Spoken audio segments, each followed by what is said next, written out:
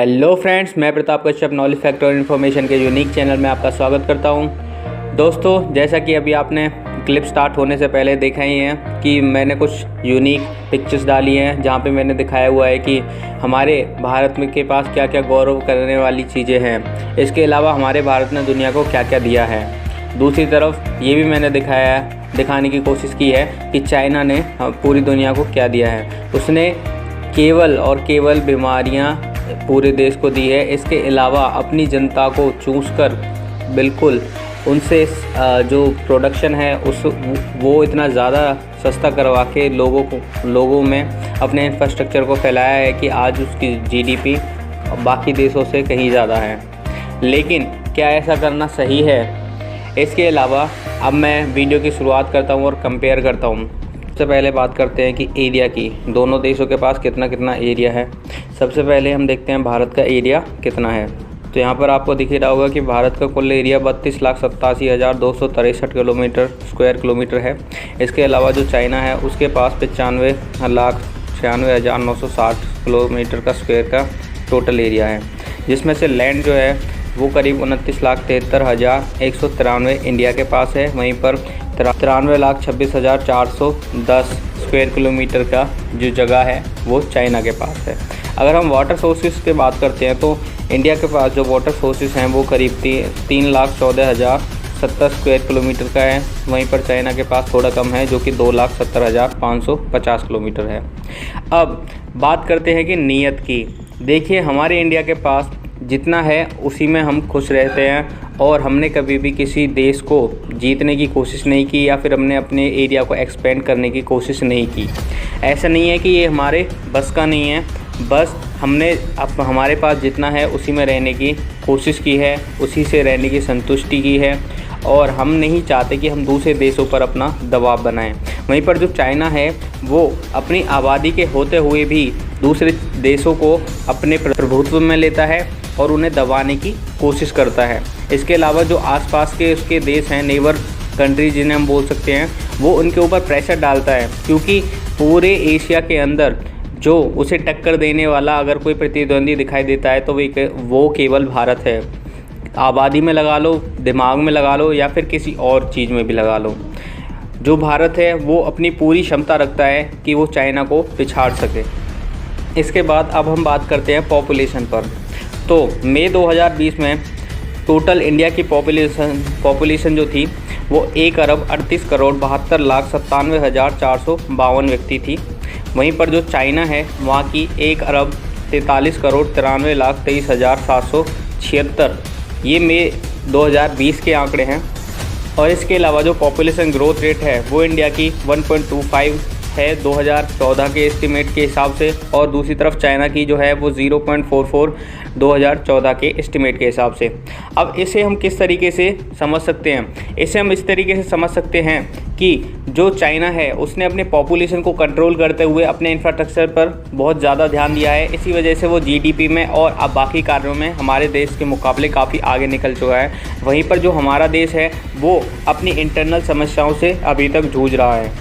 हमारे देश की सबसे ज़्यादा बड़ी कमी क्या है? हमारे देश की सबसे ज़्यादा बड़ी कमी ये है कि जो कभी भी कोई भी सरकार एक अच्छा कार्य करने की कोशिश करती है तो विपक्ष उठ करके उसकी गलत चीज़ें ज़्यादा गिनवा करके उन चीज़ों को जो अच्छा कार्य लोगों को भी समझ में आ रहा होता है कि हाँ ये कार्य होने से इतने बेनिफिट्स होंगे, लेकिन जो विपक्ष होता है वो अपना सिक्का जमाने के लिए या प्रभुत्व साबित करने के लिए उनके नेगेटिव पॉइंट्स को खींच के बाहर निकालता है और लोगों के दिमाग में, जिन्हें हम लिबरल्स के नाम से जानते हैं, उनके दिमाग में ये बात बैठा देता है कि नहीं, ये कार्य बिल्कुल सही नहीं है। फॉर एग्ज़ाम्पल, यदि हमारी आबादी इसी तरीके से बढ़ती रही तो हमारे आने वाले समय में अनएम्प्लॉयमेंट, अनएजुकेशन और इलिटरेसी या फिर जिसे हम बोल सकते हैं, इसके अलावा यूथ के ऊपर बर्डन, प्रेशर और मेंटली और सोशली उसका हैरेसमेंट इसी तरीके से होता रहेगा, क्योंकि चाहे वो कितना ही एजुकेट हो जाए उसे जॉब की हमेशा कमी रहेगी। चलिए अब बात कर लेते हैं एज स्ट्रक्चर की। एज स्ट्रक्चर से मेरा क्या मतलब है कि जो हमारे 0 से 14 साल के कितने बच्चे हैं, 15 से 24 साल के कितने हैं, या फिर 25 से 54 और 55 से 64 और 64 से ज़्यादा वाली उम्र के कितने लोग हैं। सबसे पहले इंडिया का देख लेते हैं। तो 0 से 14 की उम्र के लगभग 28.5% लोग हैं, और 15 से 24 के लगभग 18%, और 25 से 54 के लगभग 41% हम कह सकते हैं, और 55 से 64 के 7%, और 65 से ज़्यादा उम्र के लगभग 7% इंडिया के अंदर लोग हैं। इसका मतलब जो हमारा यंग इंडिया है वो लगभग 41% है। और क्या हमारी सरकारों के पास उन्हें ऐसा इंफ्रास्ट्रक्चर है कि रोज़गार प्रोवाइड कर सकें, या फिर इसके अलावा क्या हम ऐसा कुछ इनोवेटिव आइडिया उनके थ्रू निकाल सकते हैं कि जो हमारी यंग जनरेशन है वो कुछ अपना आउटपुट देकर चाइना से या फिर किसी और वर्ल्ड की पावर से बाहर ज़्यादा निकल सकें? तो इसका जवाब है बिल्कुल नहीं, क्योंकि जो हमारी सरकारें हैं वो हमेशा एक दूसरे के साथ लड़ती रहती हैं। मैं किसी भी सरकार की आलोचना नहीं कर रहा, परंतु ये सत्य है। अब चाइना की एज स्ट्रक्चर की हम बात करें तो वो करीब 0 से 14 की उम्र के 17% हैं लोग, 15 से 24 के लगभग 15% हैं, 25 से 54 के करीब 47% हैं, 55 से 64 के करीब 11% हैं, और 65 से ज़्यादा के लगभग 10% लोग चाइना के अंदर हैं। अब दोनों देशों के पास इतनी बड़ी आबादी है ही, तो हम देखते हैं कि दोनों देश अपनी जीडीपी का कितने परसेंट जो भाग है वो एजुकेशन में खर्च करते हैं, हेल्थ एंड एजुकेशन दोनों में। तो जब हम इंडिया की बात करते हैं तो केवल हमारा 5.1% जीडीपी का हमारा यूज़ किया जाता है एजुकेशन और हेल्थ के अंदर। वहीं चाइना में अगर हम देखें तो ये करीब 7.2% जीडीपी का यूज़ किया जाता है। जबकि आज के समय को देखते हुए हमेशा प्रायोरिटी हेल्थ और एजुकेशन के चीज़ों पर ही गवर्नमेंट को देनी चाहिए, बट नहीं, यहाँ पर भी वो कंजूसी करते हैं।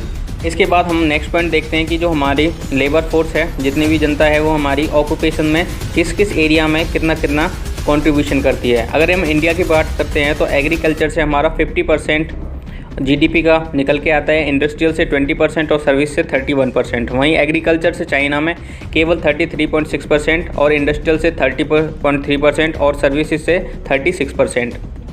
ऐसा इसलिए नहीं है कि जो वहाँ की आबादी है इसलिए ज़्यादा है, ऐसा इस वजह से है क्योंकि जो इंडस्ट्रियल और सर्विस सेक्टर है वो केवल एजुकेशन और हेल्थ की बेसिस पर चलता है। तो हमें जो अपना हेल्थ और एजुकेशन सिस्टम है उसमें ज़्यादा जीडीपी की कंट्रीब्यूशन की ज़रूरत है। और अब सबसे ज़्यादा इम्पोर्टेंट पॉइंट जो है हमारा अनएम्प्लॉयमेंट रेट की बात करते हैं, यानी कि कितने लोग बेरोज़गार घूम रहे हैं। इंडिया की लगभग 2020 में 24% लोग आबादी के वो बेरोज़गार घूम रहे हैं, और इनमें मोस्टली यंगस्टर हैं। वहीं पर चाइना में केवल 4.3% लोग बेरोज़गार घूम रहे हैं। ऐसा किस वजह से है? ऐसा इस वजह से है क्योंकि जो सरकार निर्णय बनाती है या फिर कानून बनाती है जॉब्स को लेकर, वो आम जनता तक पहुंच नहीं पाते, या फिर जो पहुंच पाते हैं उनके लूप होल्स का इस्तेमाल करते हुए जो ऊपर लोग बैठे हुए हैं, यानी कि सर्विसेज के अंदर बैठे हुए हैं, उन्हें भी कुछ ना कुछ घूस खाने की ऐसी आदत पड़ चुकी है। वो किसी भी गरीब का ठीक तरीके से भला नहीं कर सकते। ऐसा नहीं है कि अगर किसी ने प्रॉपर तरीके से हर चीज़ को क्रॉस किया है तो उससे भी घूस ज़रूर मांगते हैं। नेक्स्ट पॉइंट है हमारा इकोनॉमी के ऊपर। तो हमारी जो टोटल इकोनॉमी का साइज़ है इंडिया की वो करीब 1,13,21,280 मिलियन है। वहीं पर अगर हम चाइना की बात करें तो ये करीब 2,78,04,953 मिलियन है। अब इनकी इकोनॉमी हमेशा कैसे संभल कर रहती है या फिर इतने हाई तरीके से किस तरीके से ग्रोथ करती है, तो इसका कारण है कि ये अपनी लोकल चीज़ों को ज़्यादा प्रमोट करते हैं। अब जैसे जो आपके सामने ये पिक्चर आ रही है, इसमें आप देख सकते हैं कि 2017 में केवल कुछ % ही जो चाइनीज़ ऐप हैं उनका कंट्रीब्यूशन था, लेकिन अब जो लेटेस्ट अपडेट आई है उसके हिसाब से अगर आप देखेंगे तो इसमें 40 आपको चाइनीज़ ऐप दिख रहे होंगे टॉप 100 ऐप्स में से। अब आप ही अंदाज़ा लगा सकते हैं कि ये अपनी चीज़ों का कितना प्रमोशन करते हैं। अब इसके अलावा ये अलीबाबा से ही सारा कुछ खरीदते हैं और अपनी जितनी भी लोकल ऐप्स होती हैं या फिर लोकल कंपनीज़ होती हैं उन चीज़ों से ही ये ज़्यादा चीज़ें खरीदते हैं। वहाँ पर व्हाट्सएप, फेसबुक, यूट्यूब, इन सब का अल्टरनेटिव आपको देखने को मिलेगा। लेकिन हमारे देश के अंदर इन चीज़ों पर ध्यान नहीं दिया जाता, केवल सॉफ्टवेयर को बना के दूसरों के लिए काम करते रहते हैं। हमारा इंडिया आईटी हब है इसी वजह से।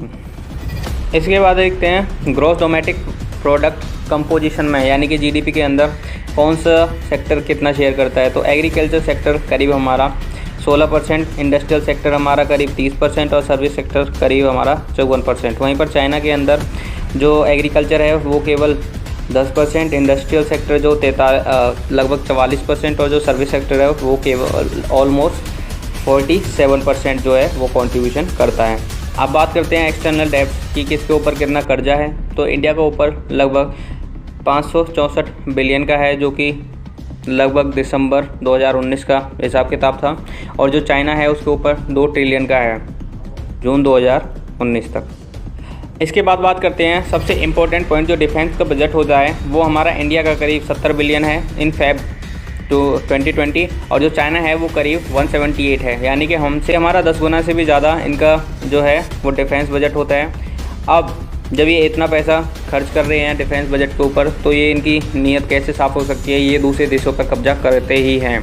इसीलिए कभी जब पाकिस्तान के ऊपर इन्होंने इन्फ्लुएंस करके भारत को दबाने की कोशिश की थी, लेकिन जो हमारे पीएम हैं यानी कि नरेंद्र मोदी, उनका जो प्रभुत्व है वो इतना ज़्यादा है कि उन्होंने जो पाकिस्तान है उनकी एक भी नहीं चलने दी। इवन दो जो फ़िलहाल का टाइम है उसे देखते हुए जो पाकिस्तान है वो भारत से खौफ खा रहा है, और इसी वजह से उसने नेपाल को अपने साझे में या फिर अपने अंटे में ले लिया है, और कोशिश कर रहा है कि वो भारत के ऊपर वो जो है नेपाल की साइड से भी दबाव बनाए। अब ये यहाँ तक तो हुई दोस्तों कंपैरिजन की बात। अब मैं बात कर लेता हूँ कि हमारे साथ हमारे देश के अंदर क्यों ऐसा होता रहा है। जो हम भारतीय हैं उनकी शख्सियत, जो आपको पिक्चर देख रही है, ये क्रैब है, वो एक दूसरे क्रैब को जो वो बाहर निकलने की कोशिश कर रहा है उसे वापस से खींच के वहीं पर ले आता है। इसका मतलब क्या है, जो हमारे भारतीयों की शख्सियत है वो ऐसी ही है, यानी कि जब कोई कोशिश करता है कुछ इनोवेटिव या फिर नया करने की, तो दूसरा उसकी टांग को खींचकर वापस वहीं पर ले आता है। ऐसा इसी वजह से है क्योंकि अपने यानी कि जो रिश्वत है उसकी हमें आदत पड़ चुकी है। जिस दिन हम इस आदत से छूट जाएंगे उसी दिन से हमारे देश की तरक्की और बहुत ज़्यादा तेज़ी से होने लगेगी। और जहाँ तक हमारे पीएम मोदी जी ने कहा है कि हमें आत्मनिर्भर बनने की कोशिश करनी है, इसका मतलब यही है कि हम ज़्यादा से ज़्यादा अपने लोकल जो प्रोडक्ट्स होते हैं उनको ब्रांड करें, यानी कि इन्फ्लुएंस करें, ताकि वो उनकी जो वैल्यू है मार्केट के अंदर बढ़ सके। और जैसे हमने पतंजलि को एक इंटरनेशनल ब्रांड बनाया है, वैसे ही दूसरे भी और जो इंडियन ब्रांड्स हैं उनकी भी लोकप्रियता को बढ़ा सकें। अब आप देख ही सकते हैं कि जो भारत से निकल जाता है भारतीय, वो भारत को प्राउड करने वाले मूवमेंट्स देता है, और जो हम भारत के अंदर रहते हैं वो केवल भारत में रहकर आबादी में कंट्रीब्यूशन करते हैं। तो अब ज़्यादा ना बोलते हुए गाइस, आई होप आपको ये वीडियो पसंद आए। मैंने जो पॉइंट आउट किए हैं आपकी उनके बारे में क्या राय है ज़रूर बताइएगा। और यदि आपको ये वीडियो अच्छी लगी हो तो प्लीज़ लाइक, शेयर और कमेंट कीजिएगा। इसके अलावा मेरे चैनल पे आते हुए एक बार सब्सक्राइब बटन ज़रूर दबाइएगा, ताकि आपको ऐसी मोटिवेशनल और फैक्ट से भरी हुई बातें